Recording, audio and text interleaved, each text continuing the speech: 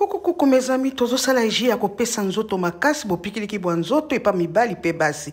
Toza na carotte, ginger, ail, citron na tangausi mai tokochango na brenda awa ndesikoyo. Yango na tochango na kati ya brenda bandeko na kotia mai po eza ji. Bokomona ndenge nazokenda ngo bokota bomi abonné par Kilungu Shembo TV, subscribe to my TikTok.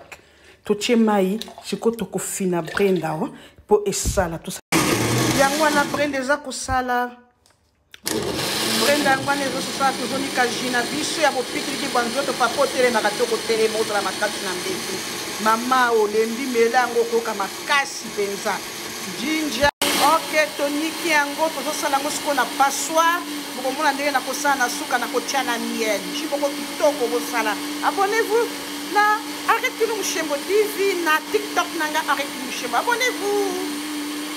Ok, yango na jina biso esili tobimisa yango na machine. Nazobimisa yango na machine pona tia na passoir bandeko pona sala ji tokosangisa yango na miel. Abonnez-vous na TikTok nanga bomona makambo mingi ji wana totie ji na biso yango yo na bimisa yango na machine nazosala yango na passoir pona zwa ji na ngana tia na verre na lakisa bino kitoko makasi na tie ai matungulu tangausi na carotte na citron balongo. Ok, baya mwasi na ji na biso totie citron ai tangausi na kati na carotte yango eza na passoire eza ji moko kitoko ba oyo okoki kobwaka te okoki kobomba na fridge na yo po omelaka nango ti osala yango. Ok, ji na biso yango yo tozotia yango na verre baya mwasi na baya mobali po tomela malgré ezokoya nazolakisa bino nakotia awa nakolakisa bino nde nakotia na verre bomoni ndenge esali bo okota bomi abonné masolo kitoko. Verre na biso ya ji yango wana nakozwa na korenverse awa pona mela ji na ngai yango wana bomoni ji tobimisi oyo atalaki na ebandeli ya koyeba tozotia 1 spoon ya miel pire tozotia lutu.